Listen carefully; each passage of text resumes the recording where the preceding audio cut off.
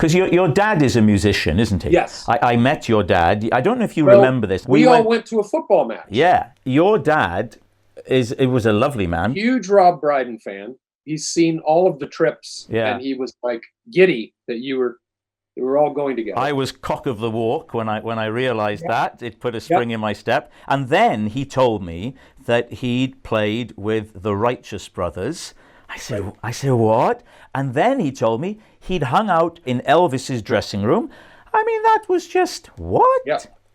No, they went backstage to hang with Elvis. He said that he was borderline kind of quiet, shy kind of guy. Yeah. Did you ever go to your dad's work in Las Vegas? We would go all the time. Yes, we would go and stay with him for like a week.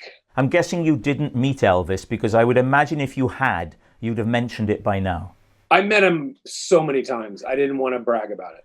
No, you did. Did you really meet him? No. Imagine that you met Elvis. You just never mention it. Yeah, I don't bring it up unless asked.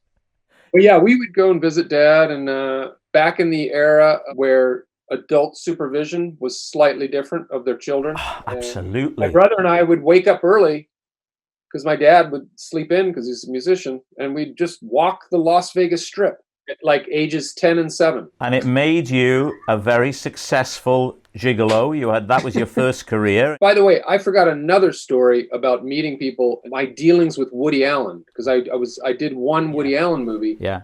And my promise to myself was that I wasn't going to be nervous around Woody Allen. Yeah. I wasn't going to push it, but if I found a moment to try to be funny, I was going to go for it. And both times landed flat. Oh, really? Really? Yes. I asked him if I could borrow money for my parking, and he didn't respond in any way. And then he asked me if I liked the script, did I have any notes? And I said, oh yeah, I really liked it, especially all the car crash scenes. This one has a lot more action. Flatline, nothing.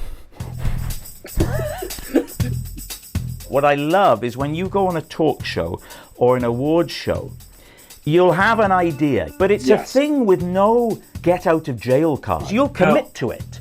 2 or 3 years ago at the Emmys, I had an idea, because those stages and those award shows are so massive, that I was going to take forever to walk after being introduced to the microphone. Great. And just walk in a way that looked like I was moving, but not really moving that. So I took about 30 seconds to walk to the thing. And then the whole bit was that I was out of breath trying to announce the nominees and this and that. And anyway, it got some laughs, but especially when I watched it back at home, I was like, oh my gosh, that took forever. It was worth doing because backstage, Dave Chappelle was going on next. And he was like, man, that's hilarious. I love that you don't care. Yeah. I refer to it as holding your hand over the flame. Wow.